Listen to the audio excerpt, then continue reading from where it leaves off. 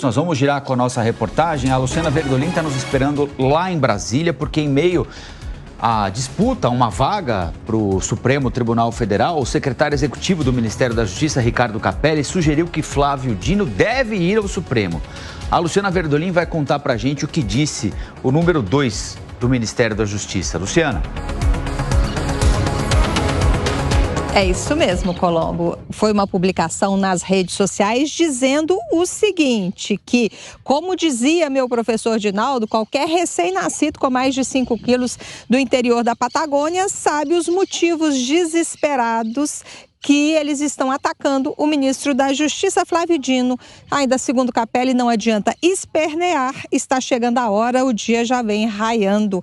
O presidente Lula recentemente, inclusive, disse que já está chegando a hora de indicar o substituto à ministra Rosa Weber lá no Supremo Tribunal Federal. O ministro Flávio Dino é um dos favoritos e recentemente o presidente disse também que, obviamente, ela é obrigada a reconhecer que o ministro da Justiça é uma pessoa altamente qualificada do ponto de vista do conhecimento jurídico, altamente qualificada do ponto de vista político.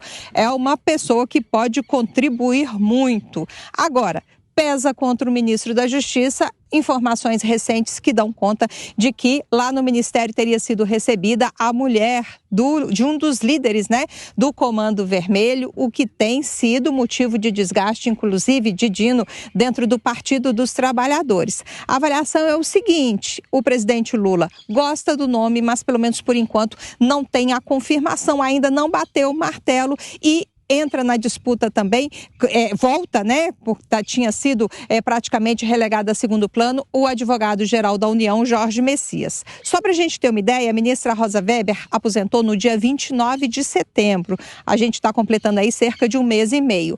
O antigo ministro Ricardo Lewandowski, ele aposentou no dia 11 de abril. Lula só fez a indicação no dia 1º de junho. Então, mais ou menos, está dentro do prazo estimado aí que o presidente costuma demorar para indicar substitutos ao Supremo Tribunal Federal. Há uma pressão para a indicação de Flávio Dino até para abrir uma nova vaga dentro aqui da administração federal, porque o ministro Flávio Dino não gosta da ideia de desmembrar o Ministério da Justiça. Se ele realmente for indicado ao Supremo, aí ficaria mais fácil, o presidente ceder às pressões de desmembrar o Ministério da Justiça com o Ministério da Segurança Pública. Ele disse que, inclusive, gosta dessa possibilidade. Na campanha, isso já foi discutido, mas o ministro da Justiça, Flávio Dino, avalia que as duas coisas estão muito interligadas, então não é hora de mexer nessa estrutura. Dentro dos aliados, entre o Centrão, há pressão para que abra-se uma nova vaga dentro da administração federal. Por isso, existe a expectativa aí da possibilidade de indicação do Dino, mas dentro, inclusive, do governo, há um temor de que essas recentes informações possam causar muita polêmica à indicação do ministro, principalmente durante sabatina lá no Senado Federal, que pode representar mais dificuldades para o governo. Então, pelo menos por enquanto, volta-se estaca zero essa questão da indicação ao Supremo. Os ministros do Supremo, inclusive, não gostam de ficar com apenas 10 ministros, levando-se em consideração que, em caso de empate, não teria aí aquele desempate quando tem 11 ministros. Tem pressão também para que o presidente Lula indique uma mulher à vaga de Rosa Weber. Hoje a gente tem apenas uma presença feminina no Supremo, que é a ministra Carmen Lúcia. Luciana Verdolim, com informação ao vivo direto de Brasília. Aqui no Jornal da Manhã nós temos informação, análise e opinião com o Cláudio Dantas e com a Amanda Klein. Amanda, o ministro Flávio Dino já foi tido como amplo favorito para essa vaga no Supremo Tribunal Federal. A crise da segurança pública no Rio de Janeiro, o comportamento dele, às vezes excessivamente crítico, irônico, em audiências na Câmara dos Deputados, e agora esse episódio da dama do tráfico, quando uma suposta representante de ONG, defensora de direitos dos detentos, foi recebida por secretários do primeiro escalão do Ministério da Justiça, e ela reconhecidamente é esposa de um bandido muito famoso lá no Amazonas, um dos chefes do Comando Vermelho. Isso diminuiu esse favoritismo? Esses episódios todos diminuíram o favoritismo do ministro Flávio Dino ou não? Sim, Colombo, sim. A indicação do Dino já era vista como muito problemática pela oposição. Eu lembro que desde que o nome dele surgiu muito na Bolsa de Apostas, conversando com parlamentares da oposição, eles admitiam a possibilidade tanto do nome de Jorge Messias, que veja, um nome apoiado, é o AGU, Advogado-Geral da União, um nome apoiado pelo PT, ou do Bruno Dantas, que é do Tribunal de Contas da União e tem muito apoio de determinados parlamentares. Esses nomes eram vistos com muito mais simpatia pela oposição do que pelo Flávio Dino, porque o Flávio Dino, de alguma forma, ele personificou essa batalha contra o bolsonarismo. Pela sua verve, pelas suas colocações bem-humoradas, ele lacrava, como se diz no jargão popular, em cada sessão audiência pública, cada convite ou convocação que comparecia na Câmara ou no Senado.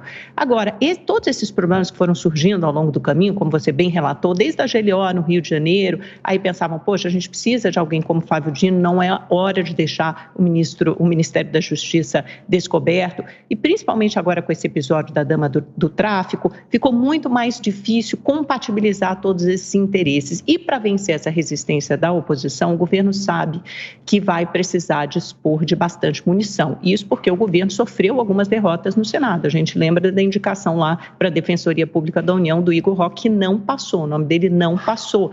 Depois passou a reforma tributária, mas com muito custo, por uma margem apertada de votos. Ou seja, o governo, se quiser emplacar Flávio Dino, vai precisar de munição política. E claro que vai precisar negociar os outros cargos que eventualmente ficariam livres com a nomeação dele, Ministério da Justiça, Ministério da Segurança Pública. A gente sabe que o apetite, a voracidade do Centrão não tem limites.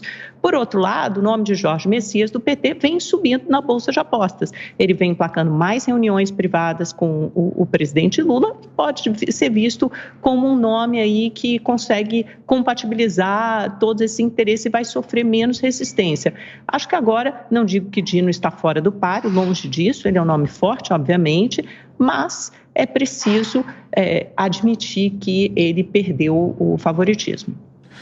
Dantas, o número 2 do Ministério da Justiça disse ontem em rede social que está chegando a hora. O dia vai raiar com o ministro Flávio Dino no Supremo Tribunal Federal ou no gabinete em que ele já ocupa na esplanada dos ministérios?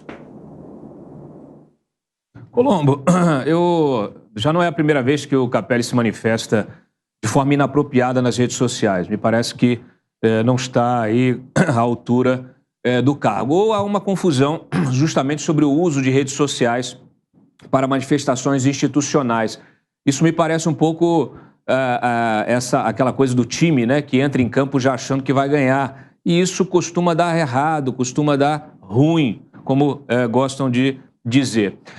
O Dino, claro que é um favorito, a vaga no STF, tem apoio do Gilmar Mendes, tem apoio do Alexandre de Moraes, né? Então é preciso que o nome que o Lula indique tenha apoio interno no STF, senão nada feito. O Messias, por exemplo, tem resistência dentro do STF porque ele é visto aí como um voto auxiliar ao do Cristiano Zanin, ele tem apoio do Prerrogativas. Prerrogativas é um grupo de juristas que apoiam o PT, que apoiam o Lula e que tem muita força na esplanada, então também há uma resistência ao aumento dessa força. E aí você tem normalmente aí um impasse, né? Por isso que está tão difícil a escolha do Lula, porque há muitos interesses envolvidos e ele precisa tentar acomodá-los.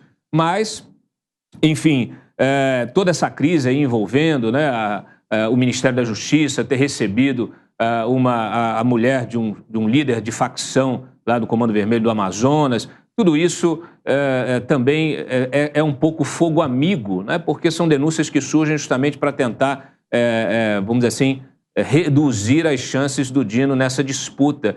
Então, é difícil ter exatamente esse diagnóstico de quem vai ser o nome, porque esse nome vai sair da cabeça do Lula. Mas a guerra, né, a guerra e a batalha política nos bastidores, ela está muito acirrada. O Bruno Dantas acaba sendo um nome que já ficou, vamos dizer assim, de lado, né, nessa disputa, e você tem aí uma espécie de afunilamento entre o Dino e o Messias.